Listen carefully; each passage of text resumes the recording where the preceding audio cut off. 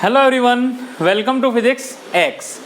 तो last class में हमने मोशन इन टू डायमेंशनल पर बेसिक्स के बारे में देखा था कि हम कैसे इक्वेशन ऑफ मोशन अप्लाई कर सकते हैं अगर मोशन यूनिफॉर्मली एक्सिलरेटेड है, और हम कैसे नॉन यूनिफॉर्मली एक्सिलरेटेड मोशन के क्वेश्चंस को सॉल्व कर सकते हैं।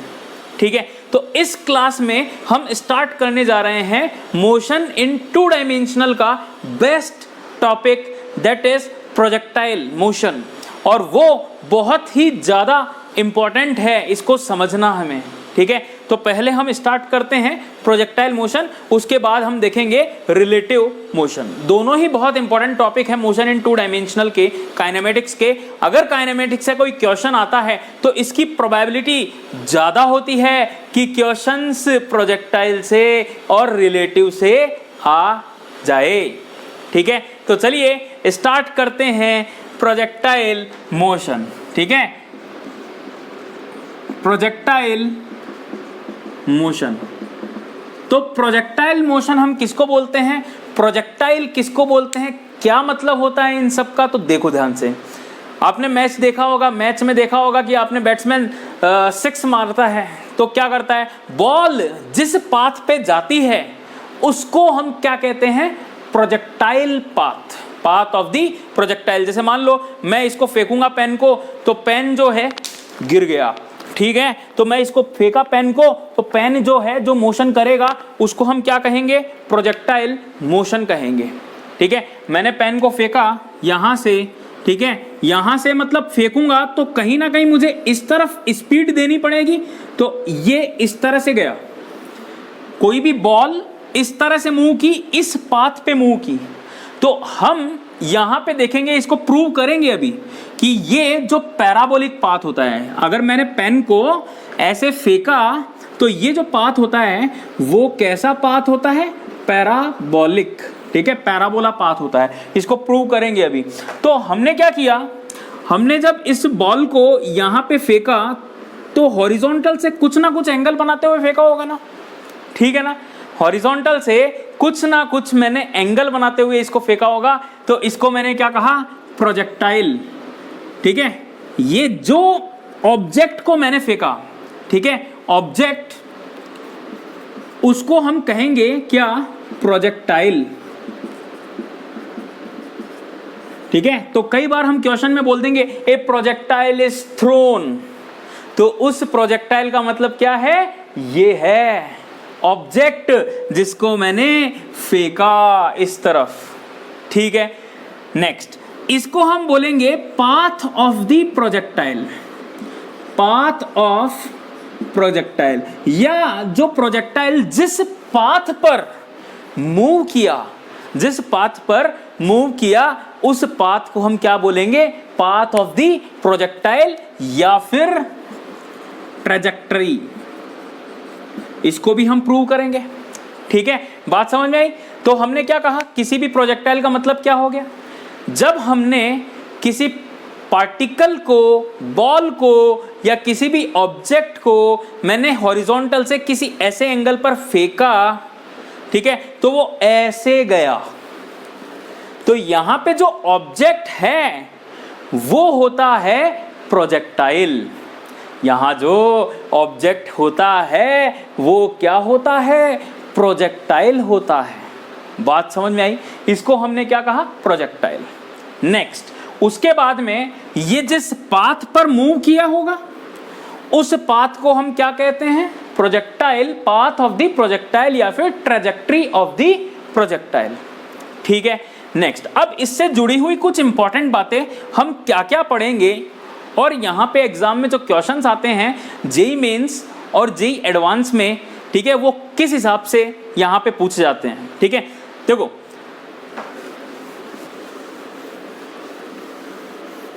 यहाँ पे जो प्रोजेक्टाइल मोशन बनता है, ठीक है, जेई मेंस, जेई एडवांस और नीट की एग्जाम में जो भी क्वेश्चंस बनते हैं वो कैसे बनते हैं, ठीक है, उसके बारे में हम ध्यान से देखेंगे। तो देखो, जो प्रोजेक्टाइल मोशन होता है वो यहां पे कितने तरह का होगा, पहला ग्राउंड टू ग्राउंड, इसका मतलब क्या हो गया, मैंने जमीन से बॉल को फेंका और ये ऐसे आकर के गिरा, ये हो गया जमीन से जमीन तक projectile motion. Next, second, ground to height और हाइट टू ग्राउंड। इसका मतलब क्या हो गया, जैसे मान लो आप छत पे हो और आप छत पे हो, छत पे से बॉल फेंक रहे हो, छत पे से बॉल फेंकोगे नीचे जाके गिरेगी, तो इसका मतलब ये छत हो गई। आपने यहां से बॉल को फेंका ऐसे या फिर ऐसे, मान लो ऐसे फेंका तो ये ऐसे गया ना प्रोजेक्टाइल। तो फ्रॉम हाइट टू ग्राउंड या फिर ग्राउंड टू हाइट, इस तरह से। बात समझ में आई? ठीक है। नेक्स्ट, तो दो तरह के ये हो गए। तीसरा तरह का अगर मैं आपको बताऊं, थर्ड, ठीक है, तो थर्ड देखो क्या होगा, projectile on inclined plane. Projectile on inclined plane, up और डाउन। मतलब जैसे ये इंक्लाइंड प्लेन है हमारे पास, कोई भी इंक्लाइंड प्लेन को आप कैसे शो करते हैं, जैसे मान लो हमारे पास ये इंक्लाइंड प्लेन आ गया लाइक दिस, तो या तो आपने ऐसे फेंका बॉल को ऊपर तो ऐसे गई इंक्लाइंड प्लेन पर, या फिर आपने डाउन द इंक्लाइंड प्लेन फेंका, जैसे मान लो ये इंक्लाइंड प्लेन है और आप ऐसे फेंक रहे हो, ऐसे गई। ठीक है, अप और down the inclined plane. And fourth type of projectile जो यहां होता है वो कैसा होता है, वो होता है प्रोजेक्टाइल इन रिलेटिव फ्रेम। प्रोजेक्टाइल इन रिलेटिव फ्रेम। भाई देखो, इसको जब हम पढ़ेंगे तो इसको हम पढ़ेंगे रिलेटिव मोशन पढ़ने के बाद में, ठीक है, ताकि आपको ये बहुत अच्छे से समझ में आए।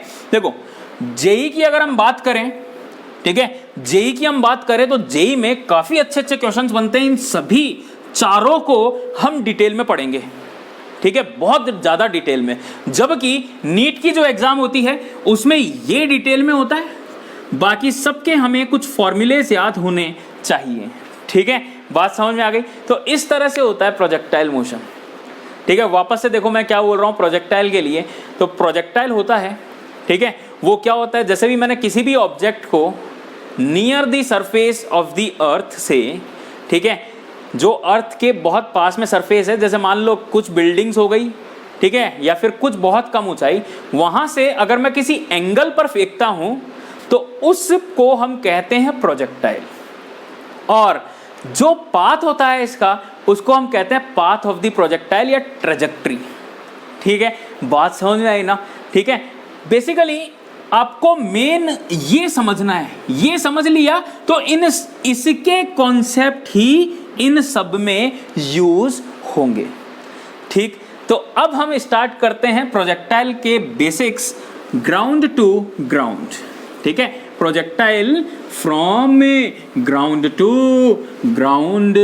देखो कैसे हम समझ पाते हैं इसको, बहुत इंपॉर्टेंट है, बहुत ही सिंपल है, ऐसा कोई इसमें टफ चीज कुछ भी नहीं है, केवल आप समझते जाओ। जो लास्ट क्लास के कॉन्सेप्ट थे वही अप्लाई होंगे यहाँ पे। जो लास्ट क्लास के कॉन्सेप्ट थे केवल वही कॉन्सेप्ट यहाँ आपको अप्लाई करने हैं।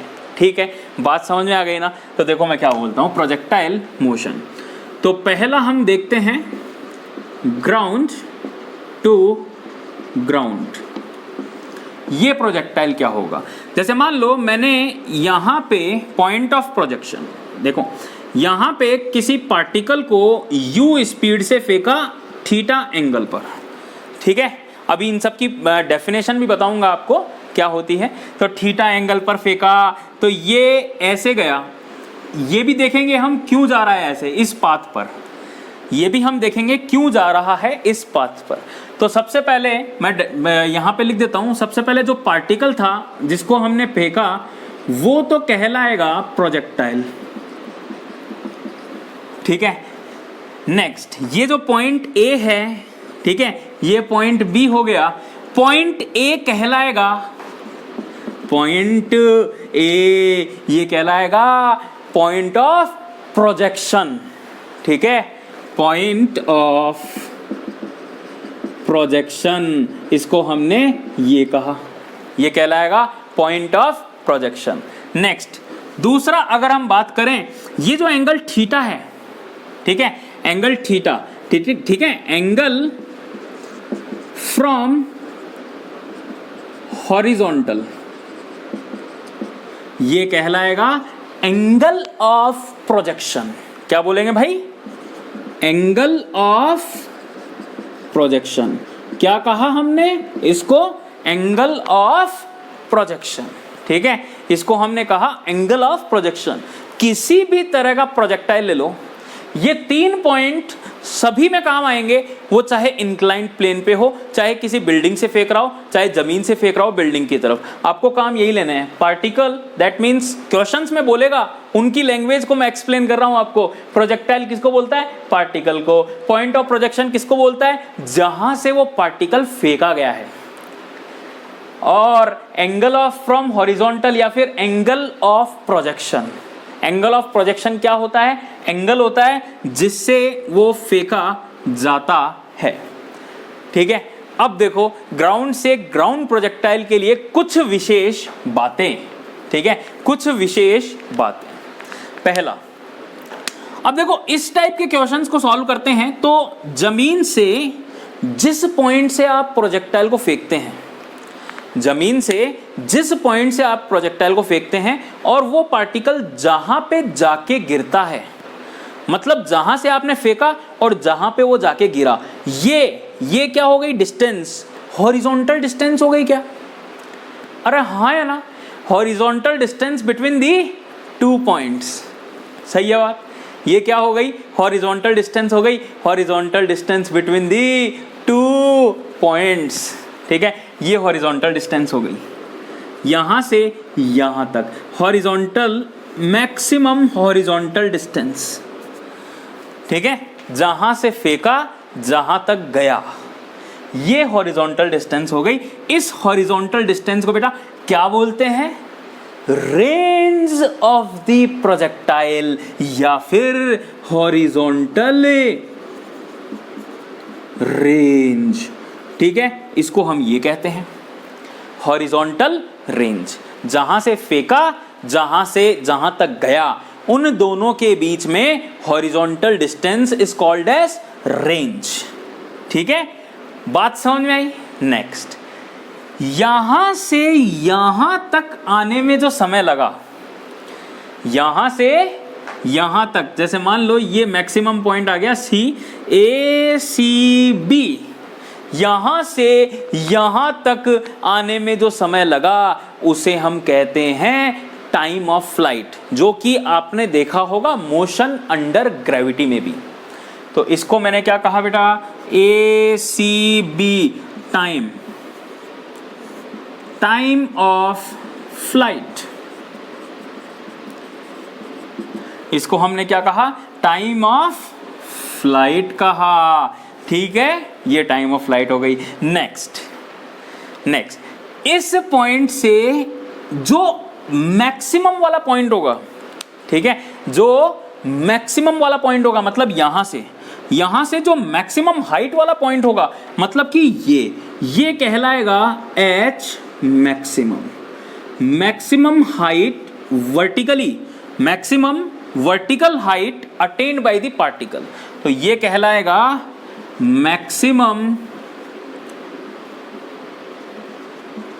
हाइट, ठीक है ना, इसको हम क्या बोलेंगे? मैक्सिमम हाइट बोलेंगे, ठीक है। और मैक्सिमम हाइट मतलब वर्टिकल डायरेक्शन में अटेन्ड की गई मैक्सिमम डिस्टेंस, ये क्या हो गया? मैक्सिमम डिस्टेंस या डिस्प्लेसमेंट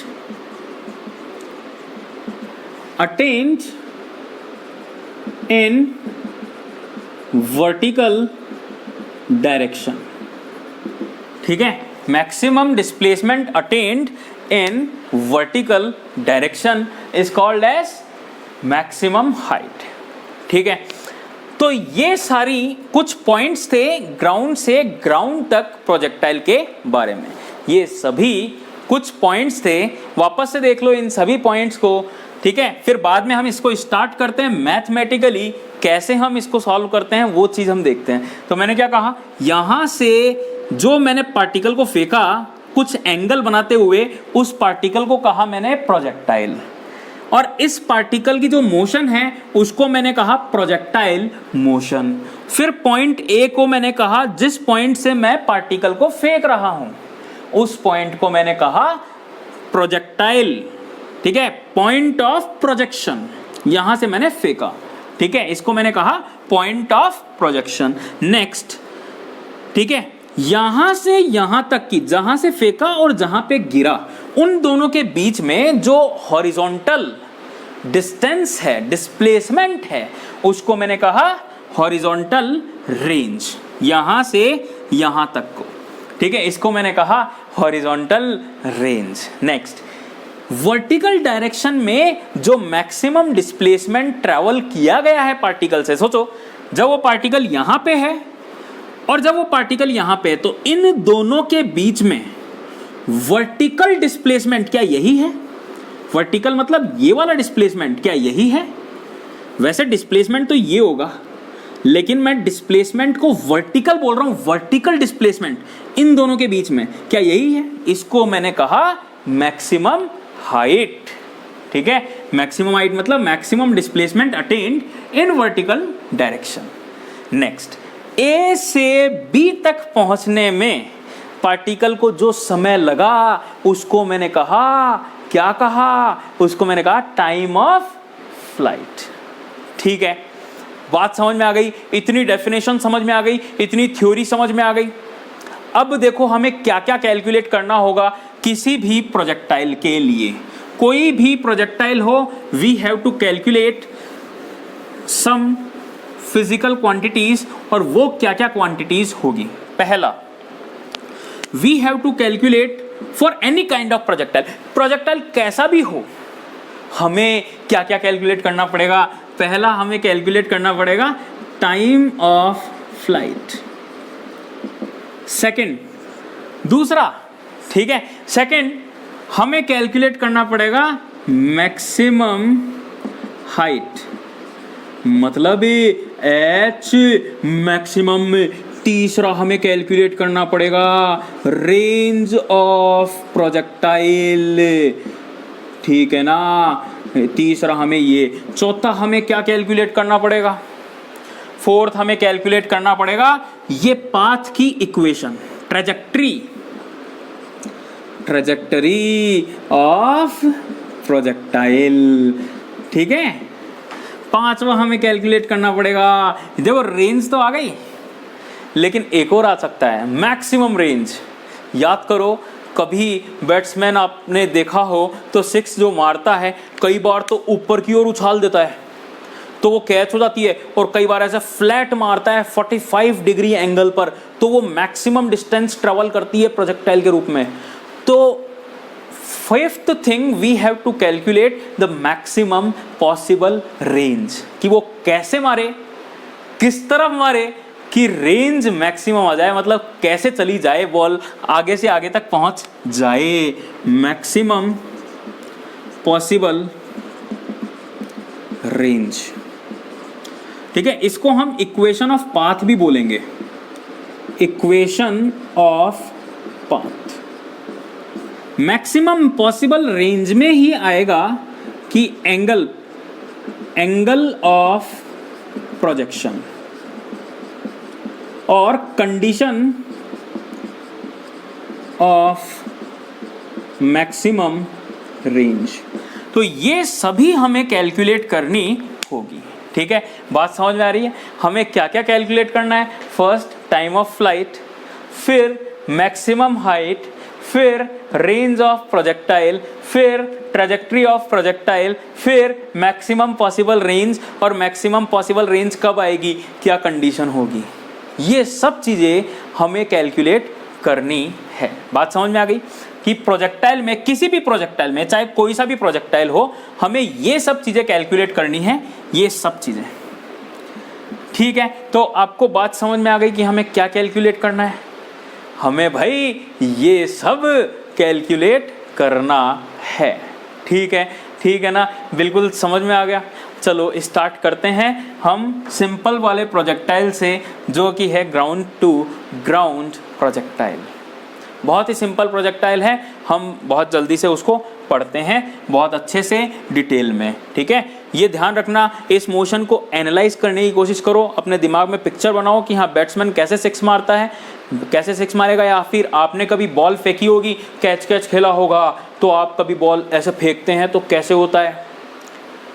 बैडमिंटन की तो चिड़ी जाती है, वो जनरली कैसे जाती है। ये सब चीज़ें, इन सब चीज़ों को आप एनालाइज करने की कोशिश करो, आपके दिमाग में मोशन अगर बैठ जाएगी फिर कभी कोई गलती नहीं होगी। ठीक है, तो देखो ध्यान से, मैं आपको क्या बताता हूँ। ठीक है, तो ये सब चीज़ें वी हैव टू कैलकुलेट। ठीक है, तो जेई के लिए मैं बता रहा हूं आपको, हम बहुत सारी चीज़ें, सभी चीज़ें डिटेल में पढ़ेंगे, जिनमें सारी डेरिवेशंस होगी।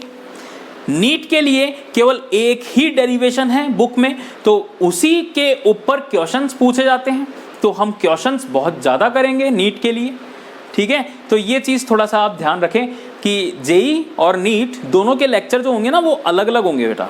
अगर आप जेई में हो तो जेई के लेक्चर अलग होंगे, नीट में हो तो नीट के लेक्चर अलग होंगे। ठीक है, कुछ कॉमन लेक्चर्स होते हैं, जैसे इंट्रोडक्शन वाला होता है, जैसे ये लेक्चर है इंट्रोडक्शन वाला, वो लगभग सेम होता है। बात समझ में आई? जहाँ पे हम डिटेल में बात करेंगे जेई में, ठीक है, मैं बताऊंगा आपको कैसे हम बहुत अच्छी अच्छी बातें वहाँ पे कर सकते हैं, बहुत ही मैथमेटिकली वहाँ पे हम बात करेंगे। ठीक है, तो देखो, देखते जाओ। सिंपल पहला ग्राउंड टू ग्राउंड प्रोजेक्टाइल।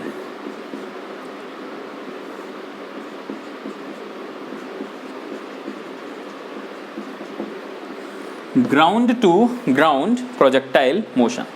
तो देखो, मैंने पार्टिकल को यहां से फेंका with initial velocity u at an angle theta, तो ये आ गया। ठीक है, ये हो गया मैक्सिमम पॉसिबल रेंज r, ये हो गया maximum possible height h max. ठीक है ना भाई, ये पॉइंट मैंने बोल दिया, this point is a, this point is b and this point is c, ये चीज मैंने बोल दी। अब ये मोशन टू डायमेंशनली है, तो मैं क्या करता हूं, एक्सिस अज्यूम कर लेता हूं, consider this is axis x and this is axis y। ठीक है, ये मैंने अज्यूम कर ली। तो देखो, हमने ऐसे क्वेश्चन कर चुके हैं हम। ठीक है, तो u x एक्सिस में देखो इनिशियल वेलोसिटी जो होगी वो क्या आएगी, इसका ये कंपोनेंट आ जाएगा u cos थीटा, और y एक्सिस के अलोंग जो कंपोनेंट होगा वो क्या होगा, u sin थीटा। ठीक है, बात समझ में आई? नेक्स्ट, उसके बाद में, ठीक है, तो x वेलोसिटी कितनी हो गई x डायरेक्शन में, ux, u cos theta, uy कितना हो गया, u sin थीटा। एक्सिलरेशन इन x डायरेक्शन 0, एक्सिलरेशन इन y डायरेक्शन g डाउनवर्ड। ठीक है, ये सब चीजें आ गई। अब याद करो, हमने जो मोशन इन ग्रेविटी पढ़ी थी, मोशन अंडर ग्रेविटी पढ़ी थी, तो उसको मैंने ऐसे फेंका था और वो ऐसे ही आके गिरा था। सोचो, मैंने ऊपर की जगह, अब सोचो इस पार्टिकल को आपने एक रस्सी से बांध लिया और उस रस्सी को आप इधर खींच रहे हो इस तरफ, तो ये वाली मोशन कैसे होगी, ऐसे आपने फेंका, रस्सी से खींचा, ऐसे होगी ना। ठीक है, तो ये वही मोशन है। हमने क्या किया था, मोशन अंडर ग्रेविटी में केवल पार्टिकल को ऊपर की तरफ वेलोसिटी दी थी। मोशन अंडर ग्रेविटी में केवल पार्टिकल को हमने ऊपर की तरफ वेलोसिटी दी थी। यहां पे हमने पार्टिकल को x डायरेक्शन में भी वेलोसिटी दे दी है। यहां पे हमने पार्टिकल को क्या किया, x डायरेक्शन में भी वेलोसिटी दे दी। ठीक है, ये डिफरेंस है y में और x में। ठीक है, केवल मोशन अंडर ग्रेविटी में और प्रोजेक्टाइल में केवल ये डिफरेंस होता है। ठीक है, अब चलो कैलकुलेट करते हैं। तो अगर मैं आपको बोलूं, क्या, ध्यान से सुनो, y एक्सिस में a, b और c, मतलब हम जब तीन इक्वेशन अप्लाई करेंगे वापस से, तो x डायरेक्शन में जब अप्लाई करूंगा तो ये सभी चीजें किधर आएगी, एक्स एक्सिस की तरफ आएगी, x u x t half a x t square v x square u x square plus 2ax into x. और जब मैं वाई एक्सिस में अप्लाई करूंगा तो ये सभी चीजें वाई एक्सिस में आएगी, because this is uniformly accelerated motion. ये मोशन कैसी है बेटा? यूनिफॉर्मली एक्सेलरेटेड मोशन है। ये मोशन कैसी है? Uniformly accelerated motion. That is the reason मैं सब कुछ केवल इन 3 इक्वेशंस के ऊपर ही सॉल्व करूंगा। याद करो मैंने एक चीज कही थी, जब काइनेमेटिक्स मोशन इन 1 डायमेंशन हमने लिखा था, मैंने कहा था कि ये वो पूरी की पूरी काइनेमेटिक्स केवल इन 3 इक्वेशंस पर बेस्ड है। v is equals to d r upon d t, a is equals to d v upon d t, और a is equals to r v d v upon d r. याद आया बात समझ में? That is the reason मैं आपको ये चीज इसलिए बोल रहा था, because complete equation of motion is based on these equations. Uniformly accelerated क्यों बोल रहा हूं? एक्सिलरेशन ax में कितना है 0, ay में कितना है g। एक्सिलरेशन होता है तो वेलोसिटी में चेंज होता है, एक्सिलरेशन नहीं होता तो वेलोसिटी में चेंज नहीं होगा। देखो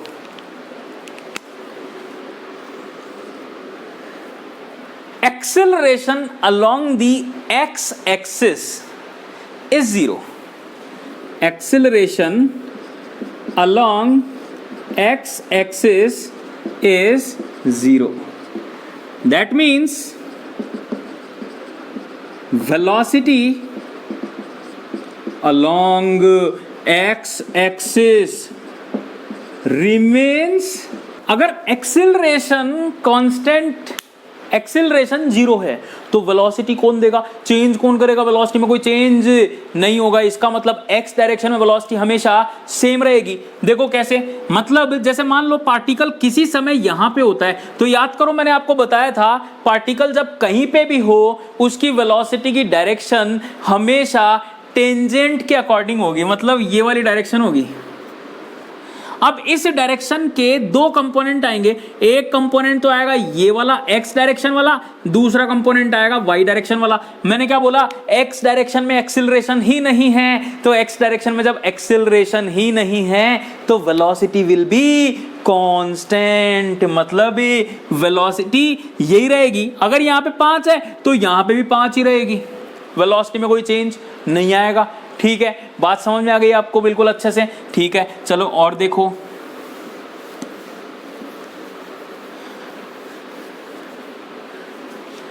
ठीक है, तो हम क्या करते हैं, टाइम पीरियड पहले सॉल्व करते हैं, फिर बाद में और सी चीजें देखेंगे। ठीक है, बिकॉज टाइम पीरियड हर जगह यहाँ पे काम आएगा। ठीक है, तो टाइम पीरियड देखो ध्यान से मैं क्या बता रहा हूं आपको। टाइम पीरियड के लिए हम कैसे सॉल्व करते हैं? Time period, time of flight, sorry not time period, time of flight. ठीक है, टाइम ऑफ फ्लाइट के लिए देखो पॉइंट ए और पॉइंट सी में what is the displacement along the y axis? Point A to C displacement along y axis. भाई बताओ कितना है वाई एक्सिस में डिस्प्लेसमेंट? अगर मैंने इसको एक्स एक्सिस मानी तो यहां पे भी वाई एक्सिस पर डिस्टेंस 0 है, यहां पे भी 0 है। डिस्प्लेसमेंट कितना हो गया? एक्स एक्सिस में है ना डिस्प्लेसमेंट, तो इसका भाई पार्टिकल का यहां से यहां तक वर्टिकल डायरेक्शन में कितना डिस्प्लेसमेंट है? 0। जब वर्टिकल डायरेक्शन में डिस्प्लेसमेंट 0 है तो can we apply this equation s y is u y t plus half a y t square. वापस अगर मैं इसको पॉजिटिव मान लेता हूं तो इसको नेगेटिव मान लो। एस वाई का मतलब वाई एक्सिस में डिस्प्लेसमेंट जो कि है 0, यू वाई का मतलब u साइन थीटा जो कि किस डायरेक्शन में है? ऊपर की ओर है, मतलब positive. u sine theta into T plus half acceleration is minus का g नीचे की तरफ इंटू टी स्क्वायर। तो देखो एक t से एक t कैंसिल हो गया और t बराबर कितना आया? 2u sine theta upon g। देखो टाइम ऑफ फ्लाइट वही है, याद करो सेम ही है बिल्कुल। जब आपने मोशन अंडर ग्रेविटी देखा था तो अगर पार्टिकल को u स्पीड से फेंकते हैं ऊपर की ओर, मतलब y डायरेक्शन में कंपोनेंट कितना था, u था, तो टाइम ऑफ फ्लाइट कितना आया था, 2u/g। ये यहां पे u y डायरेक्शन में है, ये भी तो y कंपोनेंट है, तो टाइम ऑफ फ्लाइट कितना आया, 2u sin θ/g। तो फर्स्ट तो हमने देख लिया कि टाइम ऑफ फ्लाइट कितना है, 2u sin θ/g है साहब। This is the time of flight for the ground to ground projectile motion. ठीक है, इसको यहां से यहां तक पहुंचने में इतना समय लगा।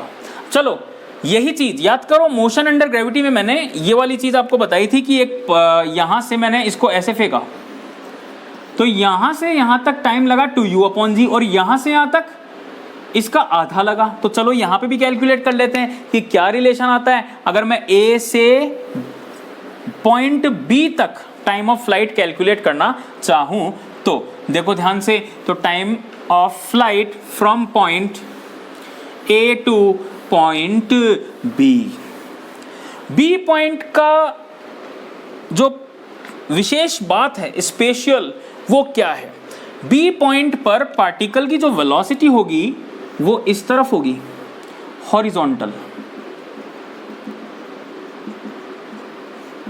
मतलब y डायरेक्शन में वेलोसिटी का कंपोनेंट कितना है, 0 है।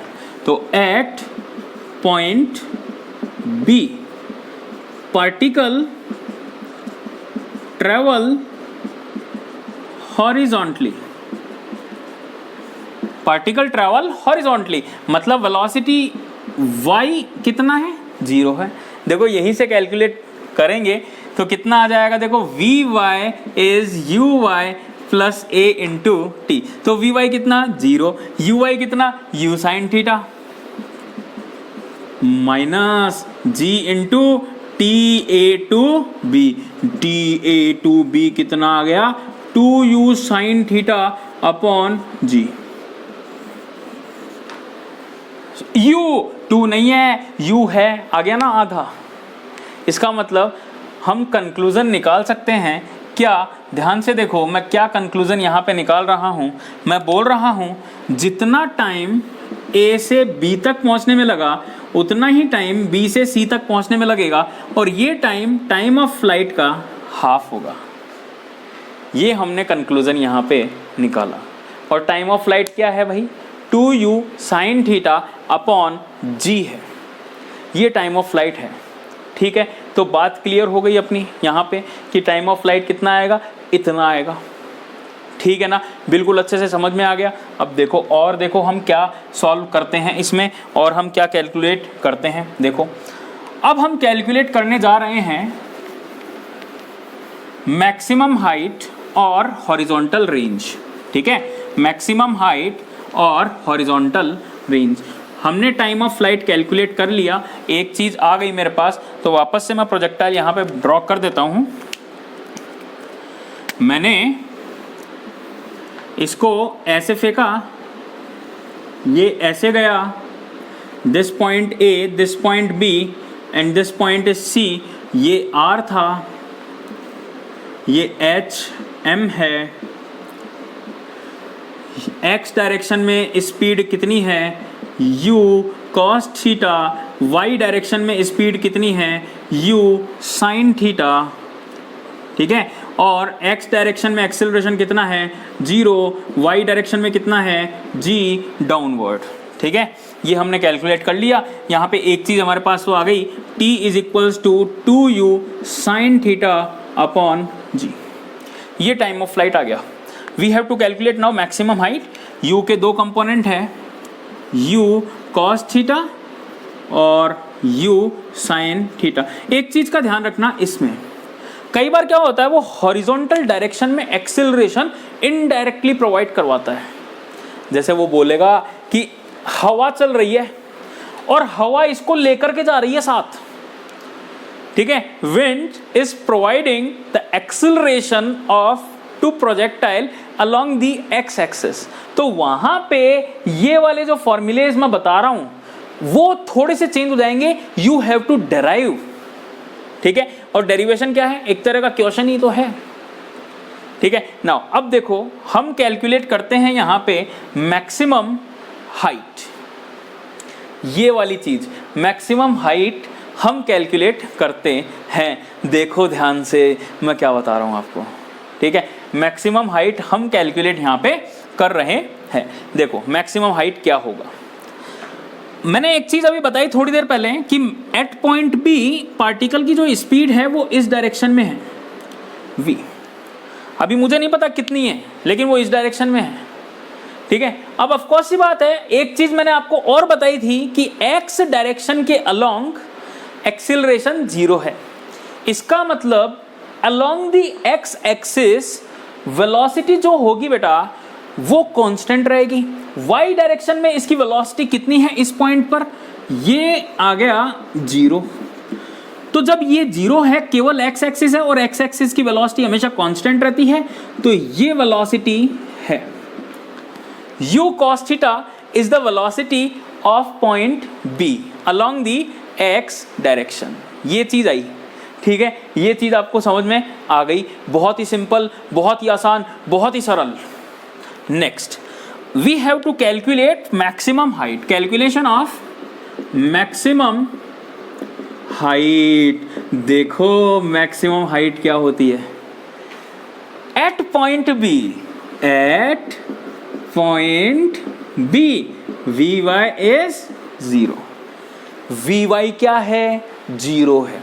तो हम इसको दो तरह से कैलकुलेट कर सकते हैं भाई। पहला तो डायरेक्टली मैं s बराबर U T plus half A T square लगा दूं।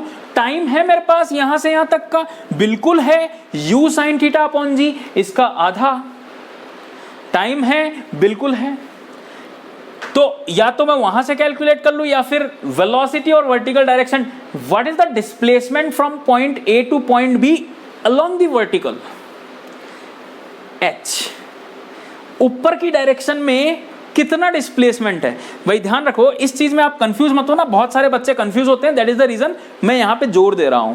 जैसे मान लो कोई पर्सन ऐसे ऐसे ऐसे ऐसे मूव कर गया, यहां पे चल गया, ठीक है। तो अगर मैं वर्टिकल डायरेक्शन में डिस्प्लेसमेंट की बात करूं पर्सन की, यहां से यहां तक, वर्टिकल मतलब इस तरफ, तो वर्टिकल डायरेक्शन में डिस्प्लेसमेंट कितना है बेटा, ये वाला डिस्प्लेसमेंट है। हॉरिजॉन्टल डायरेक्शन में कितना डिस्प्लेसमेंट है, ये डिस्प्लेसमेंट है। यही चीज मैं आपको बता रहा हूं यहां पे, यहां से यहां तक गया तो वर्टिकली डिस्प्लेसमेंट ये हो गया, हॉरिजॉन्टली ये हो गया, ठीक है। इसलिए कंफ्यूज नहीं होना, बहुत सिंपल सिंपल चीजें हैं। देखो ध्यान से देखो मैं क्या बता रहा हूं। तो मैंने क्या बताया, वी वाई 0 है, क्यों ना मैं थर्ड इक्वेशन ऑफ मोशन लगा दूं, u y square plus 2ay into displacement y। Final velocity कितनी है भाई, y डायरेक्शन में 0 है, दिस इज 0। इनिशियल वेलोसिटी कितनी है y डायरेक्शन में, u साइन थीटा का स्क्वायर प्लस 2 एक्सीलरेशन कितना है y डायरेक्शन में, अगर मैंने इसको पॉजिटिव लिया है तो -g, और डिस्प्लेसमेंट कितना है y डायरेक्शन में, यहां से यहां तक देखो ऊपर की डायरेक्शन में है ना, तो पॉजिटिव आएगा, तो प्लस का h m। तो मैक्सिमम हाइट कितनी आ गई, h मैक्स बराबर u square sine square theta upon 2g। ये मैक्सिमम हाइट आ गई, ठीक है। चीज समझ में आई आपको, ये मैक्सिमम हाइट हमारे पास आ गई। ऐसे हम ज्ञात करते हैं मैक्सिमम हाइट। वापस से आपको फॉर्मूला याद रख लेना है, सेकंड इक्वेशन मेरे पास आ गई यहाँ पे, h maximum u square sine square theta upon 2g, ये सेकंड आ गई, ठीक है। ये मैक्सिमम हाइट आ गई भाई। नाउ तो टाइम ऑफ फ्लाइट आया मेरे पास, आप चाहे तो इसको वैसे भी निकाल सकते थे, s बराबर U T plus half A T square. Try करिएगा घर पे, t की वैल्यू यहां से यहां तक का टाइम लिखिएगा, आंसर आ जाएगा आपका। नेक्स्ट अब मुझे कैलकुलेट करना है ये हॉरिजॉन्टल रेंज। अब मुझे हॉरिजॉन्टल रेंज कैलकुलेट करनी है तो देखो हम रेंज कैसे कैलकुलेट करते हैं।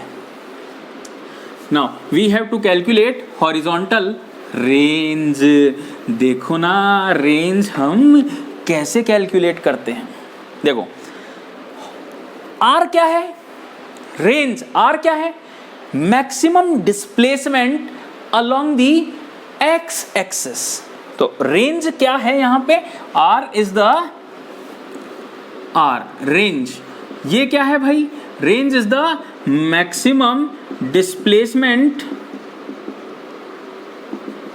Along x axis. तो मैं क्या करता हूं, एक्स एक्सिस में ये वाला फॉर्मूला लगा देता हूं, एस एक्स बराबर you x t half a x t square. हाँ भाई सही है ना। देखो बहुत आराम से आंसर आएगा। एस एक्स, एक्स इधर वाले को मैं पॉजिटिव मान लेता हूं, वेक्टर है, वेक्टर को तो आपको पॉजिटिव नेगेटिव डिसाइड करना ही पड़ेगा। तो अगर मैंने एक्सिस भी इस तरह से मान ली है एक्स और वाई, तो ध्यान रखना है इस तरफ पॉजिटिव, इस तरफ नेगेटिव, इस तरफ पॉजिटिव, इस तरफ नेगेटिव, फिर आगे आपको मानने की आवश्यकता नहीं है।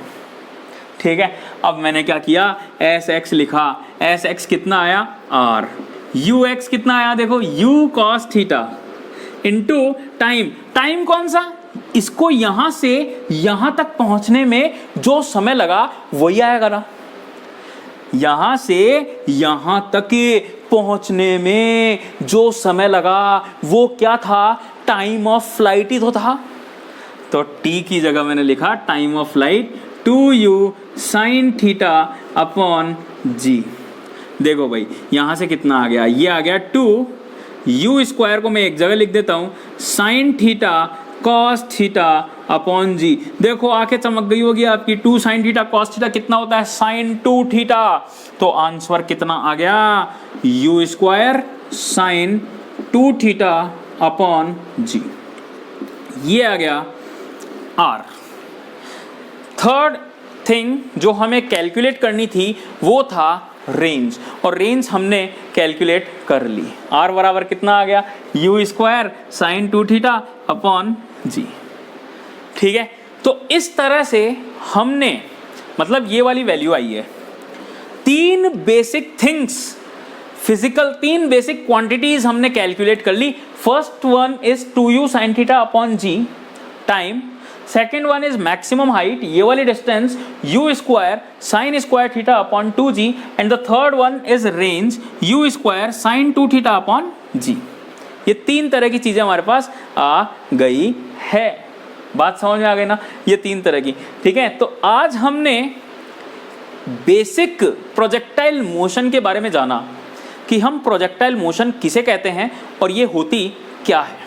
ठीक है, किसी भी पार्टिकल को अगर मैं किसी एंगल से फेंक दूंगा तो वो प्रोजेक्टाइल हो जाएगा, उसको हम प्रोजेक्टाइल मोशन कहेंगे। जिस पॉइंट से फेंका उसे प्रोजेक्शन पॉइंट कहेंगे, जिस एंगल पर फेंका उसे एंगल ऑफ प्रोजेक्शन कहेंगे। तो जमीन से जमीन तक जो टाइम लगा पहुंचने में उसको टाइम ऑफ फ्लाइट कहेंगे, 2u साइन थीटा अपॉन जी। वर्टिकल डायरेक्शन में मैक्सिमम डिस्प्लेसमेंट जो आई वो आ गई you square sine square theta upon 2g। ठीक है, वर्टिकल डायरेक्शन में जो मैक्सिमम आ गई वो इतनी आ गई। Maximum distance in horizontal direction u square sine 2 theta upon g. तो ये 3 चीजें हमने आज के क्लास में देखी। नेक्स्ट क्लास में हम देखेंगे कि पार्टिकल का जो पाथ है उसकी इक्वेशन क्या है, और उसके अलावा कि हम कैसे किसी भी पॉइंट पर स्पीड वेलोसिटी कैलकुलेट कर सकते हैं। फिर बाद में हम देखेंगे कि मैक्सिमम पॉसिबल रेंज की कंडीशन क्या आएगी। ठीक है, तो आज के लिए इतना ही। Thank you very much.